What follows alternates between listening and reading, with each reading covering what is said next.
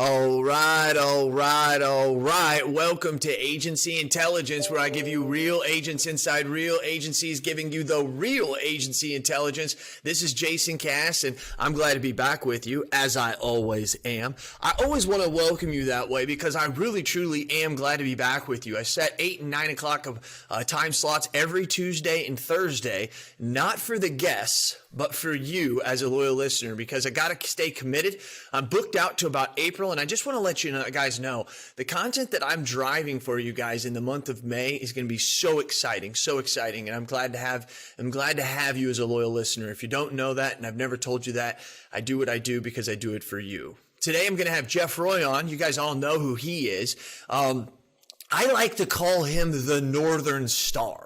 Right? He's who we as independent agents look to, right? Like the wise men looking and following the star of the North. That's what Jeff Roy is to us here in the IA channel. Since we've gotten to know Jeff on an intimate level, us as an industry back in 2013, 14, 15, somewhere in there, we all know that he's added an electric shock to us. And we're really surprised because he's a Canadian, and they're really nice. They're not known for their electricity, but then again, neither is Texas. Wah, wah, wah. So anyways, out there, I heard a great joke out there for you loyal listeners. They said, why are we able to fly a helicopter on Mars, but yet we don't have power in Texas? And that's because scientists are running Mars and Republicans are running Texas. I'm a Republican, so I can say that, but damn, that's true. So anyways, let's get off of that onto the political stuff. AIBrainshare.com, AIBrainshare.com. Go there, AIBrainshare.com. It is an invite-only event. Only 200 people are coming. The only way you can be invited is by Cass Dog right here. If you want to get an invite, because you think Cass probably doesn't know about me, but I want him to know about me and all my awesomeness, go to AIBrainshare.com, click on invite, and you can fill out your information, and I am personally going to call you and make sure that we can handle your awesomeness. September 13th, 14th, and 15th in San Antonio, Texas at the Grand Hyatt. Marcus Sheridan's going to lead it off with Sales, the Visual Sale, his new book. And sales and prospecting in today's world is what we're going to concentrate on. We got Benjamin Dennehy, the UK's most hated sales trainer. Go out and watch his YouTube videos and you will see how awesome this guy is. But not only that, how much of a riot he is. And he's going to be there for 3 days handling the microphones with us. So that's going to be so much fun. And then Kelly Donahue-Piro is going to wrap it up for Wednesday. She's going to take those two things that are those 2 days, Monday and Tuesday, and she's going to wrap it together to say, how do we execute this going home? The first 48 hours is important, as she says, because anything that's done in the first 48 hours has a high likelihood of staying. And then those things that aren't get put in the drawer. Sometimes also you got to realize what Billy Williams said. Sometimes it's not leaving with one or two things you can execute, but leaving with one or two things that you can stop doing because you have to clean your site before you build anything. AIBrainshare.com, AIBrainshare.com. Jeff Roy, how are you, sir? Good. Cass, what's up, brother? Good to talk to you. I've never been called the Northern Star. That's a new one. So I thought of it this morning on the way to work. I'm not even going to lie. Hey, that's good. You got an all-star cast for BrainShare. It's funny that you're having in Texas. Hopefully, power's back on. So, just have to throw that one in there. I feel is that my heart goes out to the Tepimo, Texas. For real. Really tough, difficult. I think there's going to be some major grid stuff looking after being fixed there. And Marcus Sheridan's a rock star on video. Kelly Donahue we've hired and worked with. Don't know this Benjamin dude, but I'm interested and intrigued. I just hope I can get busted out of Canada to make it down. Yeah. We're still locked down and we can't leave the country. And even if we do leave the country, the rules to get back into society are very steep. Maybe that's why our numbers are lower than some other parts of the world. But regardless, hopefully the world opens up and I can make it down, buddy. I think the Prime Minister and the POTUS are meeting here pretty soon for Canada and America, and I bet a lot of it has to do with vaccines and trying to help get more, because the economy of Canada is just as crucial as our economy, right? Yeah. We're tied at the hip here, so we can have like no COVID and you guys have a ton, and it still strangleholds us, let alone your guys' livelihood. So I tell everybody, when you sneeze, we get a cold. That's how close we are, right? So. That joke like really plays into 2020 and 2021, Yeah, right? no doubt, eh? No doubt. I mean, Not to be you've literary. you've been saying that forever, but yeah, that actually plays in. Well, Jeff Roy, go go ahead, ahead, dude. Go ahead. No, last time we chatted and did a podcast was coping with COVID, both sides of the border. Oh, Remember that? That's the last time we chatted. yes. So, and it turned out into that nice ebook that was done up and led to something greater. But all of us were just Right. struggling to figure out what was going to happen with the world. We didn't know if the sky was going to be falling. I That's shared the that Bain truth. study, and we're modeling. What if your business dropped 30%? And luckily the world wasn't quite as bad. But hey, we're still not out of the woods yet. So. We're not out of the woods yet, but you're right about that. I forgot that coping with COVID, and I hate to say this because it sounds, but we create so much damn content, you, me, and everybody else. You sometimes forget about that, but the impact that had. Hey, if any of you loyal listeners want to see that, if you're a new loyal listener, go to insuranceagencyintelligence.com. It's on the front web page. You could probably go down about halfway, and you'll be able to see it. And it was something that me and I think 7 other agency owners put together as a way to help cope with some of the stuff that was going on. We put it out back in April and March. Some great content in there that I'm going to pull some of that stuff back up and throw it into my lately so that I can mass produce content. Here we go. Now, Jeff Roy, it's been a while since you've been on, literally besides the coping thing. Like we had a specific agenda there. We don't have a specific agenda in this one because it's my show and you're a podcaster too, so you know how this works. And this is Cass's podcast. Here we go. iPhone or Droid user? iPhone, totally. Yeah. Okay. Totally. Well, is there anything else you can use? You're a Droid, aren't you? You're a Droid user, right? Yeah. I think in Canada, is there more iPhone users than Droid users? Do you know? That's a good number. I've never seen the stat, but I haven't either. The Droid has picked up a lot of ground the last couple of years. I have It's to say. 80-20. It's 80-20 in the rest of the world. 80% are Droid. I mean, it's not even close. It's just in America. That's why I say Clubhouse. Clubhouse has terrible marketing. They must only be, they're either terrible marketers or they're great marketers because they're only going after mainly Americans because they're only an iPhone. Loserville started off on the wrong foot, Clubhouse. Well, Do you love we were all research in motion, RIM guys up in Canada, because RIM was actually literally an hour from my house. And What's a RIM? unfortunately, research in motion, the BlackBerry, they made the BlackBerry. So great story about somebody that missed the turn, right? And you may have saw their stock shoot up to $30 the last couple months, but not because of anything great they did. But we'll leave it at that. Did you see that partnership they made with that iPhone, with not an iPhone, it's a Droid, and like the first top 80% of the screen is just like what we see, and then the bottom is an actual keyboard. They just partnered with this company like a week or two ago. I happened to read about this week, and I was like, man, I mean, that is the one thing I hate about the thing is the keyboard. I think they might have something there. The BlackBerry keyboard, as soon as I went to iPhone, I didn't want to lose my keyboard. I'll be honest. I adapted. It's been okay. But the BlackBerry keyboard was heads and tails one of the best innovations ever, right? So smaller buttons, but still worked better with our fat thumbs. You know what I mean? It really did. Yeah. All right, yeah, we're geeks like that. What's the last app that you downloaded, Jeff? Probably the last one was my Traeger app. I got a Traeger. I'm into the smoking up here in Canada. My wife got me a Traeger for my birthday, and I got to say, during COVID, it's been outstanding. I can turn it off and on with my Traeger. I can look at the heat. It's got all my recipes and everything right in it, so it's been an amazing app. So there is a smoker broker agent group on Facebook where there's a bunch of other people, some smoker broker a group. So look out for that if you're an agent or a broker and you like to use a smoker. That's all for you, right? So you know what? I need to bring those guys on a mastermind meeting, and we take about 20 or 30 minutes and just share that stuff because I think there's a lot of people inside the mastermind. A lot of champions don't know that. That's cool, man. Well, Dave Carruthers is a big solid guy in there. Nicholas Ayers, some great cookers, right? There's some good name drop in there. So right. I think David Carruthers just does it because other people cook and he has to beat them. He's got to beat them in everything. He's the most competitive guy in the world. I think that's the only reason why, even though I have been with him, I have stayed overnight with him a couple times, and his food is bomb ass. Oh, yeah. Hey, do you love to win or do you hate to lose? Hate to lose. Basically, you learn everything by losing, and can you deal with losing? All through sports growing up, that's where I learned everything. And the feeling of losing motivates you to become better and pick yourself up and be a better version of yourself. I agree. That's where we learn from. Do you consider, what is it, skill or luck, buddy? Skill makes luck. If you're doing enough things, you're doing enough things out there. Eventually, you're going to get some luck because you're doing enough items. So I would say they're joined at the hip. That's right. I think they are. I think you are. You know, Billy said something. I always love quoting Billy because he said something that really got me. If you've listened to Golfing, loyal listeners, Golfing with Billy Wibbs is a phenomenal podcast about how he broke that down.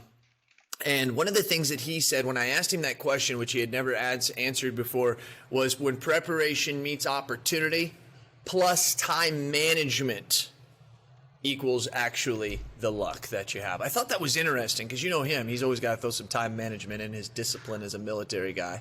Billy Williams can break down getting a root canal, make it sound interesting, and make you sound like an expert. That's how good he is. So. And compared to insurance, dude, yeah, he is. Yeah. Let's challenge him on that. The root canal. Yeah, the root canal of insurance. Have to get it, but you know. Well, his root canal is basically he does all those pain checkups as part of his process to make sure you do the preventative measures so you don't have a root canal, right? So. Yeah, that's right.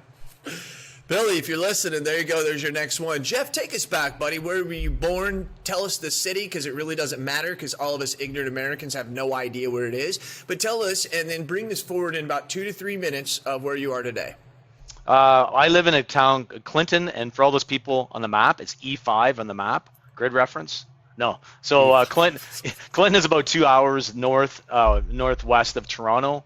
Toronto is obviously the biggest city in Canada. It's the third biggest city in North America. A lot of people don't know that, but Canada's got the third biggest city in North America with Toronto and all the connecting areas. So, and believe it or not, we're within an hour of the biggest tech hub, second only to Silicon Valley. Really? We have University of Waterloo. There's a ton of programmers and coders in our area. So, little known fact, but I started working at the innovation. The Innotech hub in Kitchener-Waterloo, and I found out all the innovation that was going on here, and I had no idea it was in my backyard, right? I always know that Research in Motion was there. They started in Kitchener-Waterloo area, and there's just been a ton of startups that have come out of there. So take it back. I think on one of my 3 or 4 podcasts ago, been a lifelong insurance geek, got my license at 18, started in the family brokerage, went down the path of science and kinesiology, did a pivot into business as I worked with my dad in the summers, and have been in the business for 31 years now. I've done a lot of different things, set up a cluster or group to get more markets, bought a couple agencies, have developed ways to grow organically. So kind of been an experiment, maybe more like a mad scientist to try and experiment with our brand, digital, all those different things to try and get our game up to the next level. Met with some really extraordinary people with Michael McLean Mastermind Group in 2011, and that's kind of when my eyes opened up. That's when my game went to the next level, hanging out with some of the best people in North America. Met you and Hanley in 2016 on a Google Plus group. You might go back to there, and I think you, Hanley, and Carrie Reynolds, the insurance goddess, was on there. Wow. I don't remember anybody else, but I remember giving Hanley advice on his book, saying I don't get his cover. I think it's brutal. Here's what I would do. And him and I were going at it. Not going at it, but I was giving him some advice. What's that? I just never got the Goliath and David thing, and I just didn't like the ultra modern thing. But I gave him $500 to his book anyway. I never met the guy. And then, him and I met. We're down in Chicago at the first Brain Share. Remember that was it 2017? The first Brain Share? Yeah. Was that 2017 or 2018? 2016. So I met. Jumped in my car. Had never met you guys in the flesh. Went down to Chicago with Una and got to meet and hang out with you guys for 2 days and got to meet the famous Ryan Hanley, and I met Sid Rowe, who was also hanging out with him. So you never know. Back then, I look at who I met, and just because I was out there, if I had never went on Google Plus and learned that platform and started chatting and having an opinion, I probably would have never hooked up with you guys. And fast forward, I've spoken to probably 7,000 people across North America, just sharing the Excalibur story. We're not doing anything better than anybody else, but there's a few things we do that are unique and innovative, and we share it. And I've been able to set up a great network with people like yourself over the last number of years. And that's kind of my 3-minute story. So. Yeah, and actually it's pretty good. It's very compact. I might have to start sending that to people because sometimes people go on too long. Anyway, and it's very rude of them to cut them off at the beginning. Now, if it was at the end, I'd just say, hey, shut up, dude. It's too long. But good one there, Jeff. Jeff, let me ask you this. So here's where I see you as a separator. For you little listeners, this is where I see him as a separator of most of us agents, is a lot of us agents are terrible business people. It's to the fault of our own. Now, to me, I was as well. I probably have studied more on that than I would have in college or anything else to try and be better. And I'm still not the greatest in the world, but I'm a lot better than I was before. when you hang out with people like you, Jeff, and you start to listen, there's something that comes about probably 30 minutes into the conversation. Is this guy's full of shit or he's the real deal? And so a lot of this people in this world full of shit because their agency owners are not very good.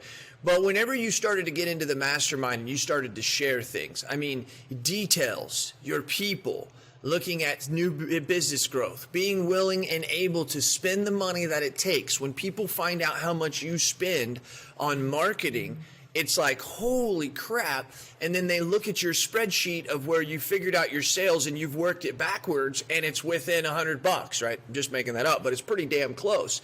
So it makes logical sense. That's what good business people don't do. They're not willing to spend, and they don't want to spend because they don't want to architect and structure it out to what it's going to be. That told me that you were a good business owner. Would you agree or disagree with that?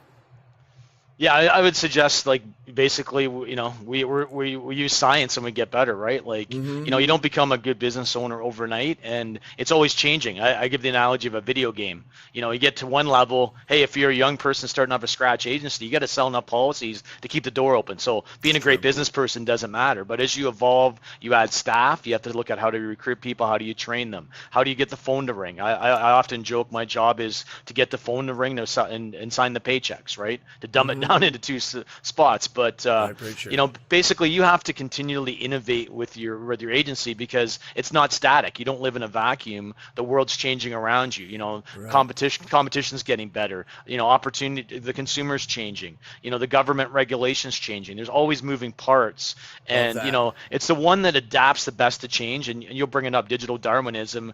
It's not the strongest, but the one that adapts best to change that survives. So I would suggest that probably the big thing is, you know, we've got a mind that it's okay to make mistakes. You know, my mantra: launch, fail, learn, fix. We try new things. We do things most people wouldn't do. We take the path less traveled, but we try and make it work. And we're not scared to spend money and learn from it. And you know, if we keep spending money and it doesn't pay off, that's dumb. That's bad business. But if we learn something and we take that into the next thing, that's smart business. So unfortunately, you can't learn to skate, or you can't learn to swim if you're on the shore, or you can't learn to skate if you're not on the ice. So you got to get out there and do things and make things happen to learn. And even better, set up a network of people like the AI Brainshare group that are sharing in different areas. And then the power of networking, or as they say in Reader Rabbit, I don't know if you listen to Masters of Scale, Jason, no, but there's an edition of the Masters of Scale where they talk about Reader Rabbit, where everybody went into Task Rabbit. I shouldn't say Reader Rabbit, but Task Rabbit, where everybody went in and they had certain skills. And what happened is they started sharing, and before you know it, instead of having one skill, they had 20 skills. So they actually their value went up. That's kind of what the brain share is doing, right? Everybody goes in with different skills. We share it and go up. So I think, you know, it's a matter of figuring out, that. You know, as a business owner, paint a picture. What does winning look like? And we're going through the traction EOS model, like a number of agents have right now. We're looking at, hey, adopting that. What you paint a picture of what does it look like a year, 3 years, and 10 years from now? And then how do you get there? And then what kind of numbers do you want? A lot of people just get whatever they, you know, hey, I'll just run the year and whatever happens, happens. Whereas we actually had enough experience. We say, hey, here's what we think will happen. Here's what we think we'll have to spend, not knowing that if our close ratio will go up or down, not knowing if AdWords will go up, if our SEO will suck. There's a lot of moving parts, but we manage it regularly. We have a pulse on the different exhaust fumes coming out, and then we can actually take action based on what's happened. And we try and have a good external locus of control where we try and control more, and instead of blaming other people and hoping for things to happen or hoping for somebody to come and save us, we take massive action and try and make it happen. So those are just some things of how we think and how we act. And you know, you have to make sure as an owner, as CEO, you create a culture where people can actually do that. And my job is to enable people to do their job, make them better, get them the best help I can afford, and hook them up with the best people and help them grow as individuals. That's what my job is. And I take it seriously, and I'm not scared to pick up the phone. You know, Caitlin Edgar, never met her before. Loved her on the podcast, picked up the phone. Ian and I had a call a week later, introduced ourselves, and talked to her and Jeff and the team, and learned a lot about how they're hiring at Quantum, what they're doing. because I identified them as being world class and I wanted to learn from them. So, not being scared to admit that you're not good at something and finding the best people to help you. And you'll be amazed how many people will actually help you if you ask, but nobody wants to ask. Less than 5% of people ask because they're too embarrassed. They've got this external Right. impression management thing going on. I'm not sure what it is, or they haven't networked, or they don't give back. If you give enough stuff back, in the law of reciprocity, it'll come back to you in spades. So if you're giving out there, and we've always been, our big thing is to be champion of people and give and make things better. That's what we believe. That's in our DNA. That's baked in, and naturally things come back in return. So here's a tough one. So I like these because I can ask you these questions. Good, solid business owner. Compared to where you were 10 years ago and maybe even 20 years ago versus where you are now, I know the industry's changed. Regulation has changed. Holy cow, has the consumer changed. Holy moly, has technology changed. We're talking 20 years ago, young, loyal listeners. We didn't even have radars, right? We're still looking at manuals. So what I want to say to you, though, is where has Jeff Roy, if you could pin 10 years ago, what's different about what you do today than you did yesterday, and more than just signing the checks and making the phone ring? A number of things. Just, first of all, met some of the greatest people and picked up ideas. The power of the mastermind is Benjamin Franklin. I think the first guy in history to set up a mastermind group in Philadelphia. Great Yes. book. I read his book. One of the greatest authors wrote his book, his biography, a must read for all entrepreneurs. That guy did everything. I got the ultimate respect for him. But that's when I realized that our marketing was not good enough. We did not understand our brand well enough. We're an agency or brokerage that I copied different things that I saw different people do, but I never got to the source. And I found a George Nordhaus book, picked some ideas up out of it, but didn't really have access to it. The internet wasn't really, it was out there, but hadn't really reached a maturity level where all these people in the self-help and the courses and stuff were out there for insurance agents. I think the only person really out there was Michael Jans, and one of the people I was aligned with was a member of Quantum. I think that was kind of the first person that I remember that really had it pulled together. I think I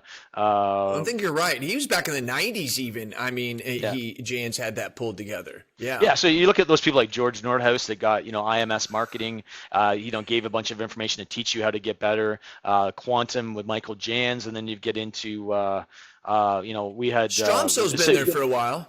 Stromso, yeah, and then Siskins. Now Stromso was a member of Quantum, so that's kind of where I jumped in, because I met Michael McLean, who was the top marketer in Quantum and kind of blew everybody's mind. And then a bunch of them broke off. They kind of, they learned everything from the teacher and they kind of went their own way. Stromso went his own way, Mike McLean, and I met both of them probably 2010. That's when I found them, and mysteriously that's when I started making major changes of learning how to market, how to onboard people, how to do a new business shock and awe kit. There's probably about 10 or 15 little things, and I'll point out it's not one thing that makes you a professional athlete. It's 10 or 15 little things. So your job is to find out, the 10 or 15 things, blend them into your culture and your business and make them your own. I always say, like American Idol or Canadian Idol or whatever, you got to make that song your own. And then once you start doing the basics well, then you can start getting a lot better. We had to do our brand. Once I joined them and I copied a lot of their things and made it my own.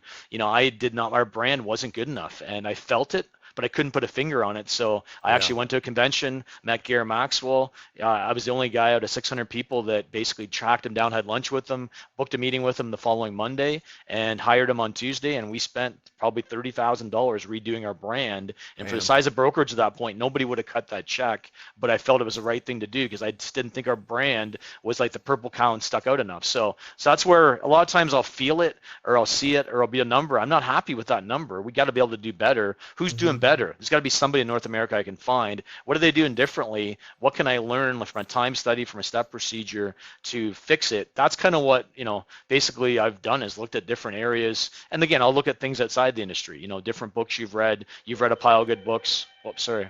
No, that's fine. So anyway, there's a lot of things that basically that we've done. So I think that's what the difference is I met the right people. I started taking massive action. I didn't necessarily have those people around me. I just kind of did what everybody else did when I first got in the business. I didn't have the internet. I didn't have the access to people like the groups like IAOA, all that kind of stuff. Like, I feel great for the agents now because the resources have never been better, and there's never been a better time in human history to crush it, because there's just the resource out there to learn everything yourself on your time when you want to, on your dime. I didn't have that at the start. So, I would say I had about 10 or 12 years that, I didn't have good enough expectations. I did okay, but I just didn't have that jump. So make sure you choose the people you hang out with wisely, because you become the 4 or 5 people that you admire most. So those are key. Like Seth Zarumba is a good friend. Chris Paradiso, yourself. There's some people I've been fortunate enough to become good friends with, and I look at what they're doing and with their results, and I'm like, why am I not doing that? I better kick my ass into gear. And I still want to get better. I'm not complacent. I'm not. One of my favorite lines. I don't try and get through the turnstile of life with somebody else's push. So I want to make it happen. I can't wait for somebody else to make it happen for me, right? So I love it. I love it. Wow. Loyal listeners, I hope you paid attention there. Because that wasn't what I was going to expect. I thought that there would be some like thing of this or that, and that was even better than what I expected, Roy, because it gave us a lot of insight. What's so amazing is people are everything, right? I talk about on this podcast a lot. A winning organization is built on good people, right? A winning mind is built by surrounding yourself with good people, right? Isn't that weird how both sides of our life and so many aspects of our life, one of the things that literally has killed a lot of people with COVID is not being able to socialize, not being able to be around people. I think sometimes we overlook that. And I know that in business in the 50s, the 60s, the 70s, the 80s, the 90s, the white man's world, everything, there was not this overreaching, hey, my people are powerful. It was more of, hey, I've created a great company. I'm going to take care of you when you retire on a pension, work your butts off. That's not how things are today. It's kind of like, if I want to retire and sell my agency, I have to take care of these people or I'm not going to be able to. It's almost flipped its switch. And so for loyal listeners, for you to hear Jeff say that, from 10 years ago, the amount of people, Jeff, I didn't know you before it was around 2015. I don't know you before then, but to be able to look at your agency and the stories you've told me and what you just told us, Quantum Club, finding the mastermind, finding podcasts, finding Ryan Hanley, finding these other things. Holy shit. I think the old saying is you will overestimate what you can do in a year and grossly underestimate what you can do in 10 years. Don't you think in 2010 that you would be pretty happy with who you are today in 2021, Jeff?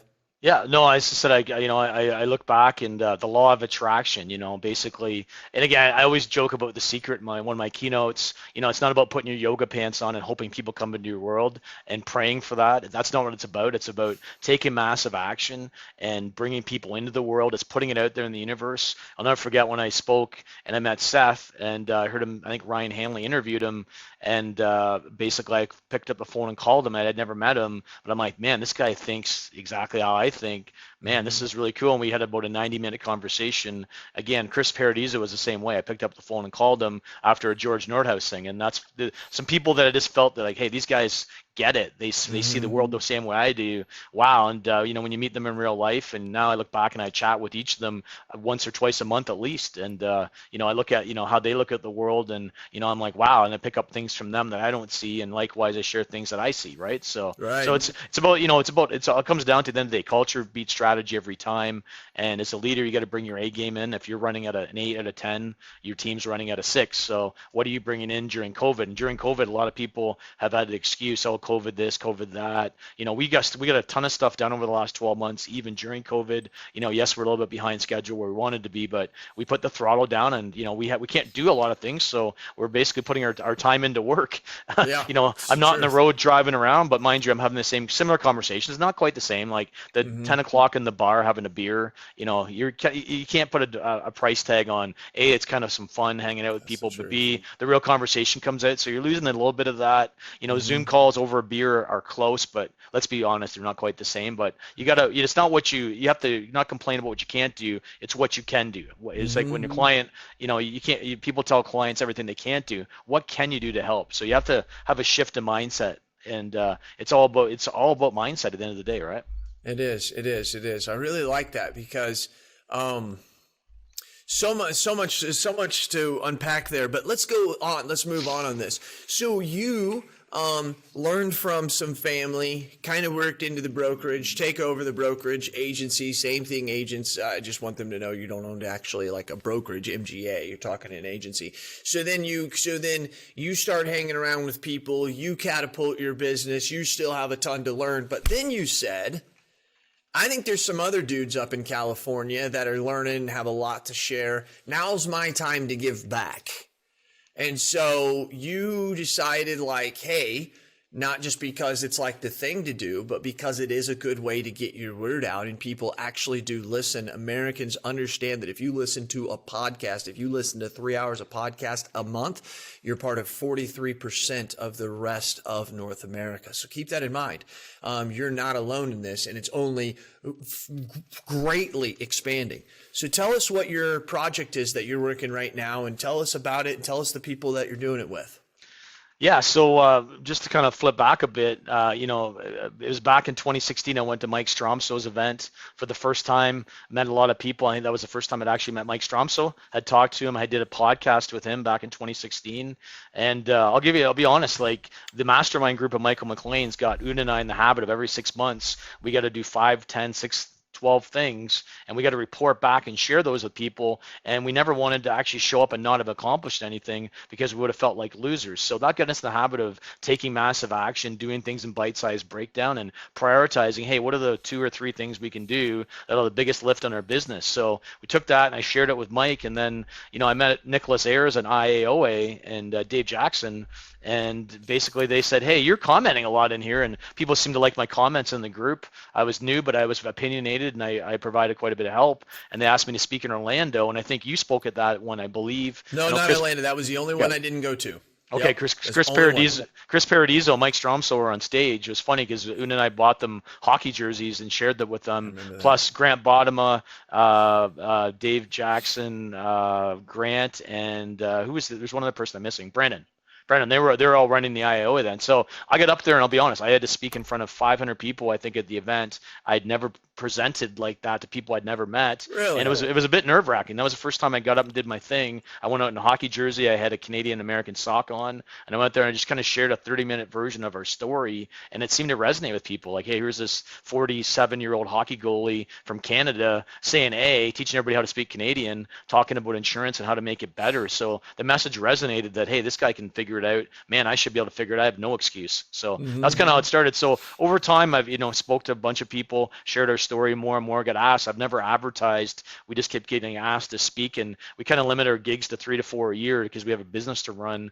But my friend Adam Mitchell, who owns Mitchell Wales Insurance, he's a hyper growth individual, very tech orientated, has built some really cool tech, which I'll introduce him. We'll probably end up having you on one of our shows for sure, That'd Jason. Be nice. But he's built this really good, amazing digital agency from scratch and defied all odds. We have Steve Earle, who's from the East Coast that has a traditional brokerage, but he started a brokerage called Cheap Insurance that's digital and has went through all the pain and all the learning of how to get digital consumer. And we have Tom Reed, who's worked at a ton of different insurance companies, has worked for a broker aggregator buying people, and is very tech oriented. Now he's hired from iBack Canada to get all the companies to connect APIs. We are actually part of a group that were looking to recruit people, and he was one of our final 3 selections of all the people that we had. What a good guy to have, dude. Yeah, so we came up with this concept of, hey, what do we sit around, have a beer, and we'll talk about all the top digital insurance things that affect your business. And we came up with, first it was digital insurance beer, and I'm like, yeah, this doesn't sound sophisticated enough. So we went to Digital Insurance Pint Podcast, and the whole concept is, hey, we have a beer, so we bought shirts for everybody in a beer glass, and we have a 6-pack of beer with our label on it. We ship out 4 beers, a shirt, and a glass to everybody on our show, and we crack a beer, and we talk about, just get to know them a bit better. We do some questions like you do to get to know people, and then we jump right into the issue. So we just launched season 2, and we've got Taylor Rhodes. He's on in 2 weeks. I saw Sid Rowe had interviewed him this week. We actually interviewed him about a month and a half ago, and we edited everything, and we got that coming out. We have Theo from Acturus. Acturus is probably the biggest BMS, AMS in the UK, has 65% of the market, and they bought a brokerage system called Power Broker in Canada, and Theo's completely kills it. We're launching his on on Wednesday of this week. So it's coming out tomorrow. So we got some cool people. So we interviewed some people doing some digital stuff. Now, season 2 was all Canadian focused. I got a ton of people like yourself in the U.S. that I'd love to bring on the show. But we kind of broke it into seasons where we do 10, 11 episodes. We've got a couple sponsors that help us cover the cost. And then any profits we make, we basically give it back to Women in Insurance for Cancer, or WIC. And they've raised almost $18 million in Canada for anybody, for women that have had cancer. They donate a ton of money to cancer. So any money we make, we're donating it back to a worthy cause. So that's kind of the Digital Insurance Pint podcast. And again, we basically, all 4 of us interview people. So at first you say, well, 4 people, how do you keep everybody organized? And it took us a while to get into some flow, but everybody's kind of got their own personality, their own opinion, and we aren't scared to ask some tough questions. But on the other hand, we still want to make sure we keep positivity going in the industry. So finding that balance between the two. So what's the number one way that you get business into your agency? Good question. I would say probably right now, SEO is probably bringing in 400 to 500 leads right now. We a month or 400 or yeah, 500? bringing 400 or 500 leads a month right now. We do have referrals that probably brings about 30 to 50 leads roughly a month. We paid advertising brings a couple hundred leads in. We have a number of other marketing programs working. So we're trying to generate right now about 1,000 personalized leads. And we're looking at some new innovative ways that we can get in front of people using display ads. Funny enough, that of people that are ready. We have a third-party aggregator that's able to tell when people are in market. So we're looking at actually using this service to serve display ads to people that are most likely in the market to buy in a 1 to 2 month period. So that's kind of our latest experiment. So we're always trying to, one's a lonely number in insurance. So if you got one way to bring business in, and I always hear people, what's your number one way? Referrals. Well, great. But sometimes referrals, unless you're the G&N insurance guys, aren't scalable. There's only so far you can take referrals or networks unless you continue to get in front of people, continue to motivate that. And there's some outstanding agencies in the U.S. that have done that. We do have some referral people referring us business, but we haven't scaled it successfully, but we've been able to grow it organically and using the different methods we do use right now. So Caitlin had a podcast. I'm trying to think of the name of it, but online leads are more reliable than referrals. Yeah. And God, did that cause some controversy. I mean, holy crap, we got some feedback on that. And I told her, you're doing something. If you piss one side off, you're doing something. If you piss both sides off, you're making change. That's what I told her. So figure out something to do to the other side, and you're going to piss them off as well. But the point is it's legitimate. Like you can control the amount of leads you get. Maybe not the quality, but that's getting better as well. But like referrals, it's like, hey, I hope we get 5 this month, or I hope we get 5 this week, right? I mean, you're not going to ever have that situation when it comes to a lead. So whether or not we don't want to believe that or we don't want to hear that, that does make sense, right? Yeah, and the other thing too is it's not just the number of leads, it's lead quality. And we've noticed the last 3 or 4 months during COVID, the lead quality has really deteriorated. And the stuff we got brought in hasn't been as good of quality of business. And we have a system 0 to 5 that we score. We've done it for probably 14 months now. So we not only know what our cost per lead is, per quote, and we have a rough idea of our acquisition cost, but we also know lead quality, and we layer the lead quality, the 0 to 5 score over, and we're looking for 2 to 5s, right? And a 0 being somebody that somebody's coming to pick you up there, Cass, a little siren in the background. I know, I'm still here. But anyway, 0 being somebody with non-payments, higher risk business, 1 being higher risk stuff. And again, we're happy to provide assistance for that. We're really trying to key in on the person that's got a home and an auto policy is a minimum. A renter's policy is fine, and we're trying to go and find people like that in the area. So that's something that we've done. Now we've got sales wings through the Neon project that we're getting trained on it over the next month. We're going to see if we can potentially layer that in as a data fumes, to layer that in to see how engaged some of our prospects are. And we're just currently working. Yeah, we're just trying to look at the exhaust fumes and the data fumes of what's going on. So we're layering that in, and we currently use a system called Trufula basically our True Leads, the company's Trufula, to manage all our leads. And it does a fantastic job of when the lead comes in, we send a text, an email, we pick up the phone,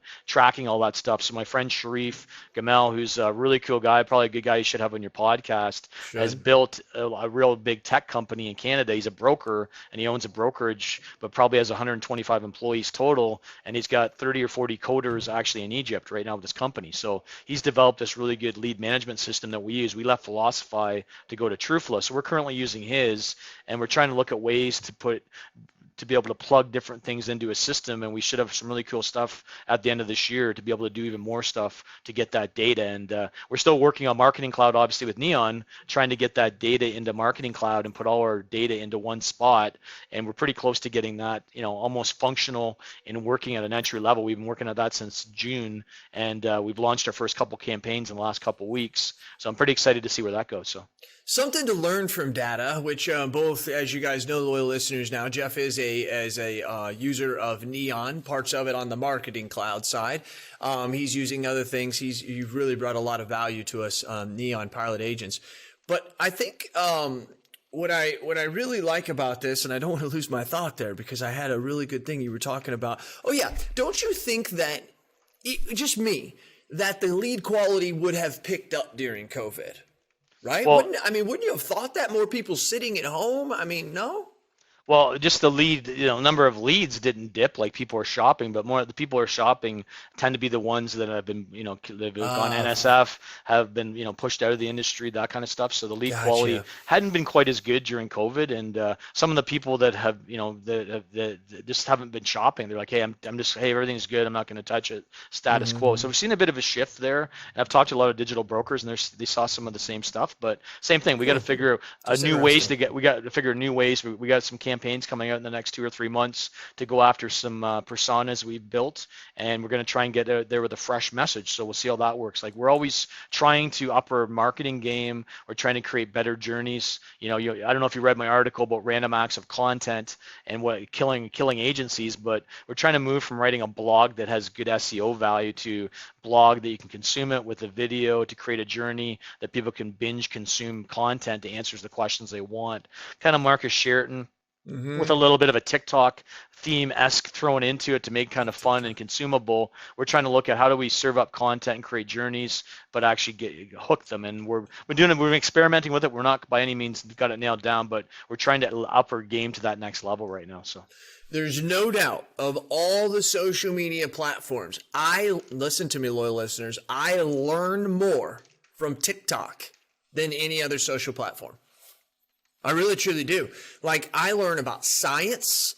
I learn about all kinds of stuff. I follow the Red Bull aerial team, and I watch how they do things, and I learn, and I like how to do Common Core math a lot easier. Like, I'll watch those videos over and over and figure out how they're doing it.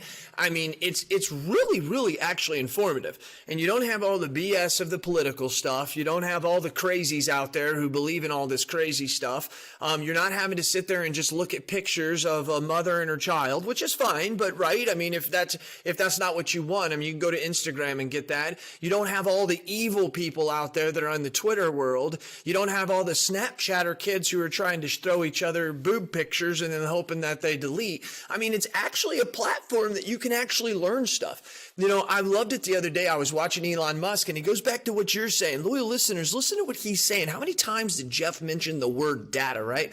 And sometimes you said the fumes, and I love that because, Elon Musk builds this $57 million freaking rocket thing, and he hopes that it's going to land back. It was the real big one recently, and it explodes all over the place. And he constantly is showing this thing. And you would think to yourself, man, if you failed that bad, you would hold that. And they asked him about that. And he said this on TikTok. He probably said it other places, but this is where I saw it. And he said, we may have paid that much, but we got the data we needed. Yeah. even though that thing exploded, he understands that's just part of it. Man, it'd been sweet if it landed. Don't get me wrong. But like, we got the data we needed. We now know why, and why where we failed, we'll get it next time, right? He's seeing the long game. He's seeing that, dude, we're going to put people into Earth in a different way, into space in a different way. And there's going to be billions made off of this. This 57 million we just lost was us going to a lead company that gave us bad leads for 3 or 4 months, and we dumped them, but we tried, right? Because they had some good stuff. And I think that's what I hear from you, is the data that you're trying to collect, the fumes, to see if it's worth going forward, right? Well, in God we trust. Everybody else better bring data, and I haven't met God yet, so let's put it that way. That's, one of the things we're looking at is we have a meeting today with our marketing team, and I made a shift, and I'm like, instead of running an agenda, I want all the metrics of all the key areas, and we're going to talk about that and see if there's any symptoms of things that need to be fixed. And then at the end after our first hour, we're going to jump into the second hour. Here's a list of the 6 or 10 things we need to work, or maybe we only have time to work 3 issues, but we're actually going to bring the collective team in and start working the issue. So that's an example of how we pivoted on data. And same thing with video, like, TikTok, even Instagram, even YouTube, everybody's going to video. Like, people, for reading a big long text on Facebook, people don't have the attention span. I think I always said people with attention span of a goldfish, which was 8 seconds, maybe down to 6 right now. You got to grab them. And I always talk about 2D versus 3D, or what's that song? Video killed the radio star. Basically the radio star was good until all of a sudden video came out and they upped it to the next level. Now we're in a Spotify music where you can, they are using algorithms. You can figure out what Jeff Roy wants to listen to, and Apple's pushing me to 35 different playlists. And because I'm on Apple and an Apple user, I bought so much music I can't switch over to Spotify without taking a huge hit. So I'm an Apple Music guy on top of that. But if you look at, my point is, you have to be getting in the video world. Marcus Sheridan said it, 80% of stuff's going to be consumed by video. The biggest problem is most agents haven't figured out how to do a good video or anything that's worth watching. And I find a lot of them painful. I'm not saying that we're better. We're trying to get better. We have 6 different strategies we're doing for video this year that we're going to launch. And we're going to try and hit different types of videos. Some will be more expensive, some will be cheaper, some will be raw, or, we're going to try and get that formula in there. But, if we do 10 or 12 videos or 20 videos next year, and last year if we only did 7 or 8, each year we're going to get better because we're doing more and learning more. Back to Elon Musk bringing this home is, hey, we tried that, didn't work as well, but I looked at the analytics, and people are only getting 10 seconds into my video and they're bailing. We're not grabbing their attention, so we better have a lot better start on my video, for instance. And I see some people crushing. I did 300 videos last year.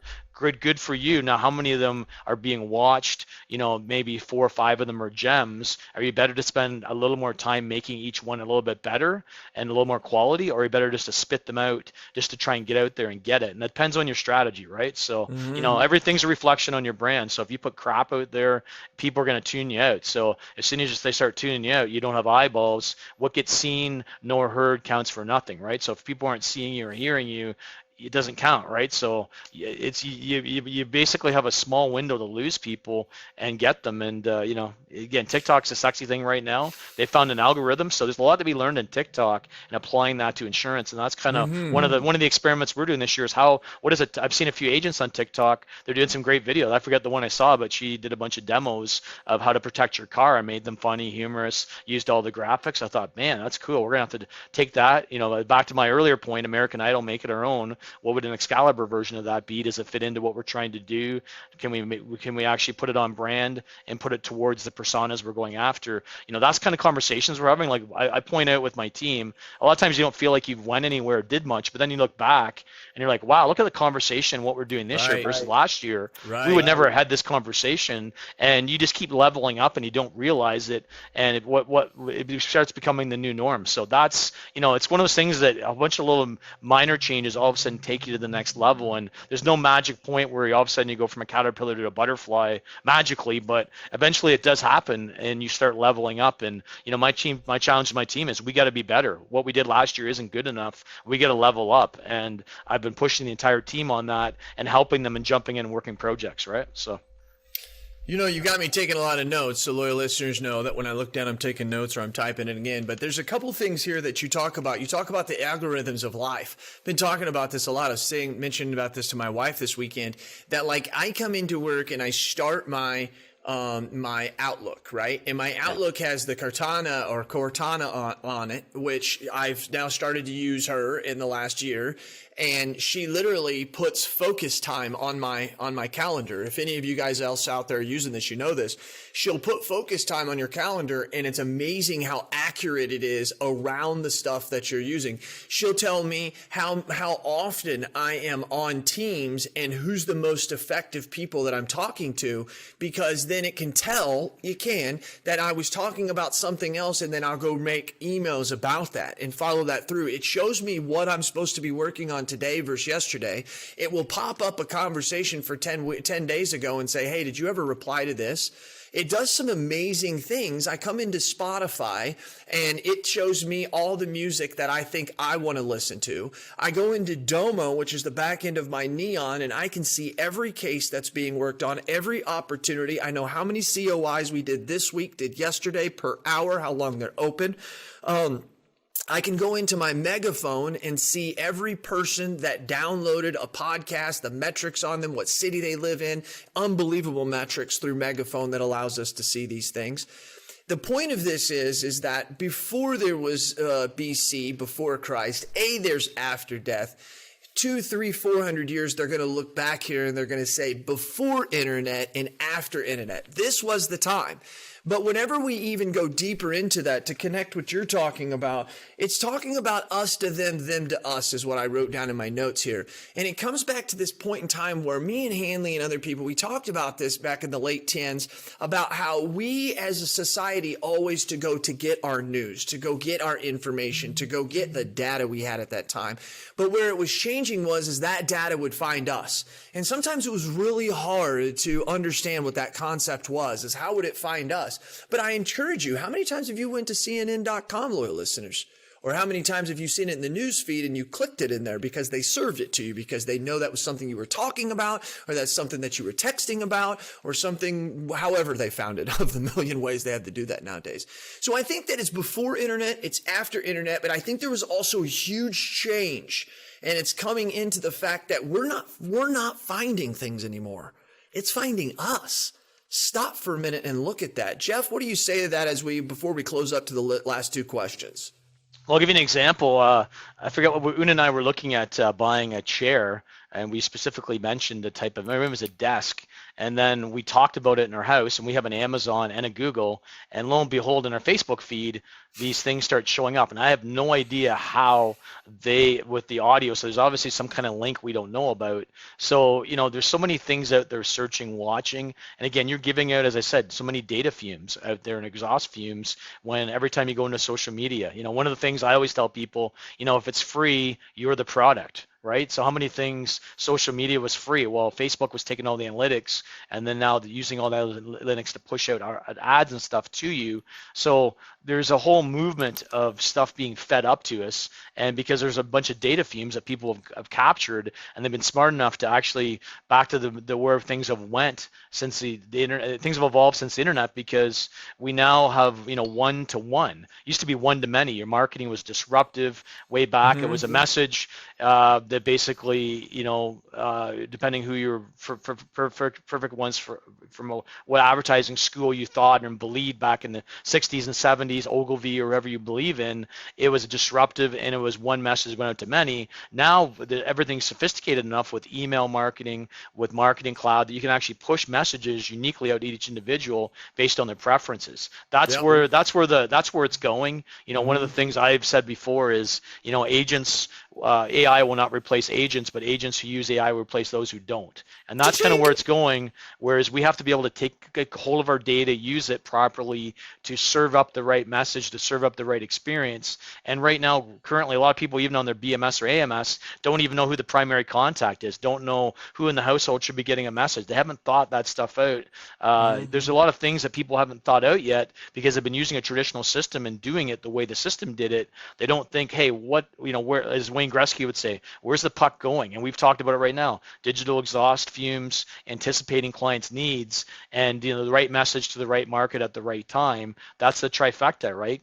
How do we do that? We're going to have to use data to do that. If you don't have any data, you're just guessing. And back to Jay Bear, you're using a shotgun and you're shooting a message out there, trying to hit 5 birds with your shotgun pellets, when you maybe want to use a rifle to get a more precise message going out there. So those are some shifts that they've been happening for a while. You mentioned earlier, what would I do if I went back 10 years? Well, I would have really worked on SEO and my website, my online stuff 5 years earlier. I could have been if I had been on top of that sooner. And I don't know anybody that really jumped on top of it and nailed down online stuff as early. The insurance industry is late to the party because everybody had a lifestyle business. They were doing okay. They didn't need to do that. And it was the insurtechs that put the gun to our head that said, hey, if you're not going to do it, we're going to do it. And it made, there's the threat of what could happen from Amazon and Google woke us up to make sure that we could jump into the game. And, one of the best things about agents is, just like Airbnb doesn't own any rooms, Uber doesn't own any taxis, we don't own any policies, right? Who's in a better position to disrupt than us, right? So sorry about that. That's me calling you. Yeah, hey. No, here's the deal. This is really, really great stuff that you have coming in here. I really do like this. Because here's the thing I want to say to you, Jeff, and I want to say this to loyal listeners. This is key here. So you're looking for this chair. And so one of the things that I was reading on this is it's not so much, hey, me and Una are talking about this chair and now we start seeing these things. I want us to start zeroing in on this because there's a difference in the conversation. When Jeff, when you say to Una, hey, you know what? We ought to start looking at chairs to get one. Or, hey, we need to go out today and we need to get a chair. Or, hey, this Saturday when we go up to the mall, let's be sure we check out chairs. All of those have different significance to when the advertiser is going to send you that because they know the urgency. So it's not even just like, hey, they're looking for a chair. It's knowing and listening. Where is it getting it from? Everybody go to the back of your Alexa or your Google device and you can turn off the microphone and turn it on. Me personally, I'm a pretty good person. I don't steal. I don't lie unless it's for the reasons to protect myself. I don't really care if people are following me, to be honest with you. If you're going to make my life easier, I mean, it's like when I go every once in a while, I turn on Netflix, right? And my wife was already logged in. And I go in and I'm looking through the profile. I'm going, where do all these shows come from? You know what I mean? I'm like, dude, I wouldn't watch these. They're all like soapy, love shows from Lifetime and shit. And then I'm like, oh, there, my wife's in the top right corner, right? And you get out of that. I want that. I don't want to see the soapy love stuff. That's not me. I don't watch that stuff. The only time I watch it is when my wife wants to watch a movie with me and then we just jump over to her profile, right? I like that stuff. I don't necessarily find it as an evil. Can there be times that it could probably backfire on me somehow? Probably. But I think anything can be used good or bad. Let's wrap it up because you and Una are important to me. Go ahead. So what do you have? soapy data love with Jason Cash. There we go. The theme of the podcast, right? we get so scared, dude. We just live our whole life in fear, and it's sad. It's sad. And everybody wants the life of Jason Cash and Jeff Roy, and we don't live our life in fear. So just start there, and you'll be fine. I'm just joking. Jeff. No. Rough no. I don't think anybody wants my life, but anyway. So no, it's all good. It's I don't know. We all like Bloody Marys, and you make a pretty damn good one there, Jeff. Dr. Caesar's in the house, and hopefully I can bring my Caesar game down to San Antonio. I've always wanted to go to San Antonio. Good vibe. I heard the river is great down there. It's one of those bucket list items. One thing we liked about speaking is we got to pick cities we went to. And we got to explore the U.S. from 2017 onward, and it's been great. Went to some amazing cities, met some great people, had some great times, and the next shift is on. Right as I talked, I'm not sure who I spoke to about it, but it used to be all the cool stuff came out. 2016, 2017. Elevate the whole vibe about marketing. All the cool stuff was hitting the fan. Now we're kind of, people are using some of that stuff, but there hasn't been an explosion of cool stuff like there used to be. It's a lot more complicated, and it's about APIs and connectivity and more technology-driven stuff. Execution, right? Like, we have the one video called Human Tech, right, where we combine humans and technology because we don't believe, and people in Canada at least don't want to bind a policy. 2 or 3% will actually bind a policy. They want to jump on the phone and make sure they're doing the right thing, right? And as much as technology is important, I'm going to bring this full circle, you can't replace the human-to-human connection. COVID, everybody's craving to be together with humans, and not through Zoom, not through video. They want the human-to-human touch. So no matter what you do, you have to make sure you wrap it with the human touch, and you have the human behind it. And again, at the end of the day, we're all just humans. You and I are just people sharing our story, connecting with people, and just trying to help make people better, right? One chat, one conversation, one question at a time. That's exactly right. Got to leave the 99 to find the one, and that's what we're trying to do here. Now, let's wrap it up here. Leaders are readers, and readers are leaders. I know you're a leader, so you must be a reader. What are you reading? I'm reading the EOS Traction, and what's that? The new business book. I'm just drawing a blank on it. I started reading through it quickly, and drawing a blank from drawing a blank on it. But he's a big marketing guy. He's got a podcast. Drawing a blank. Business Rules. I saw somebody shared it. Billy Wagner shared it. I didn't know it was out there. Oh. Yeah. I can't remember. He shared I'm drawing that a blank in on the name. Champions. Yeah, I downloaded it and I read the first probably 30% of it, because most of it's like, yeah, this is cool. It's stuff that you would think, but it's basically it's your MBA in a book. So instead of kids taking a business course, he's saying, hey, come to my school. Miller, is it Miller? He's got the marketing podcast. But anyway, he's got. I didn't know he had a podcast. I'm drawing a blank on it, but the guy who wrote the book anyway, basically did a bunch of good stuff on marketing too. He spoke at Elevate. Just drawing a blank on the guy's name right now, but I've got that book in the go right now too. But EOS Traction, I'm rereading it. Read it about a year and a half ago, but really didn't get into it. More superficial. I'm now reading into it. And we're deciding whether to hire a coach or whether to do it ourselves. We have to decide the next couple of days which route we'll go.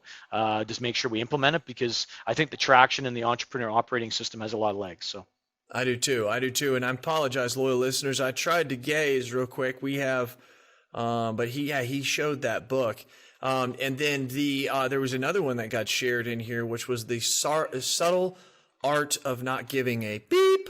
Thought that was an interesting one. I mean, literally, it's sorry. Business Made Simple: 60 Days to Master Leadership, Sales, and Marketing. There you go. That's it. Could not think. I drew a complete blank on it, but that's it okay. It is by, let me just check. It is by Donald Miller. There you go. And is your boo. Yeah.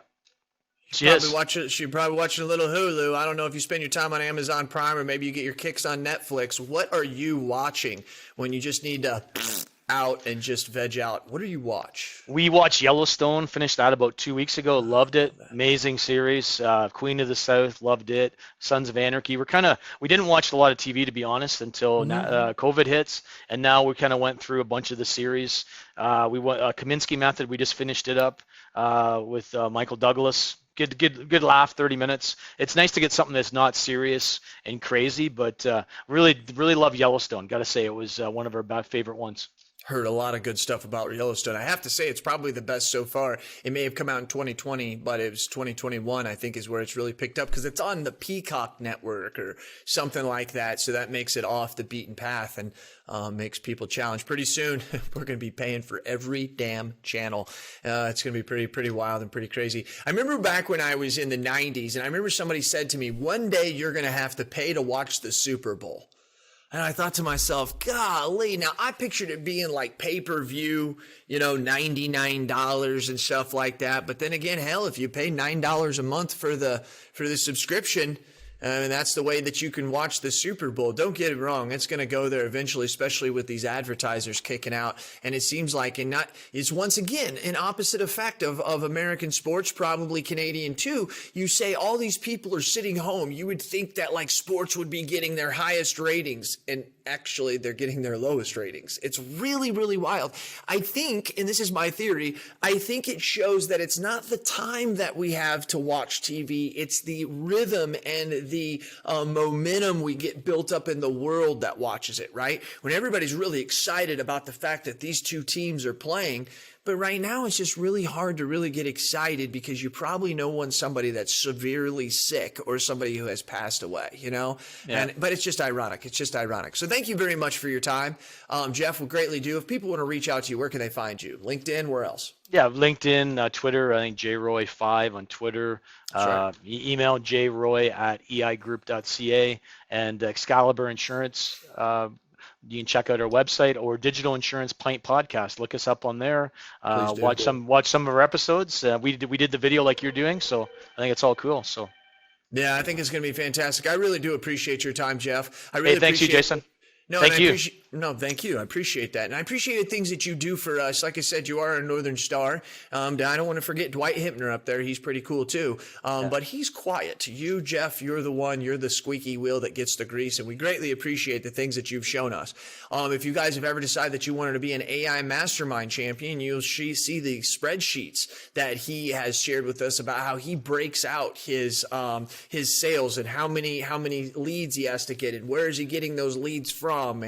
And I mean, when you are a multi-million-dollar revenue agency and you're spending 10 to 20% of your budget, that means you're committed, and you're committed to growth, and you're committed to your team, and you're committed to your family, and you're committed to your community. And when that means you all started with a commitment to yourself. And Jeff, by you investing in yourself, man, it has paid dividends. You have grossly underestimated where you would be in 2020 and 2010, and good for you in that, buddy. Loyal listeners, I want to just tell you that I bring people on for you because I do what I do, because I do it for you. I bring people on like Jeff Roy so that you can learn from the best of those. This has been Agency Intelligence Podcast, where I give you a real agent inside a real agency, giving you the real agency intelligence and not the artificial that they try to make you believe out there. This is Cass, and I am out.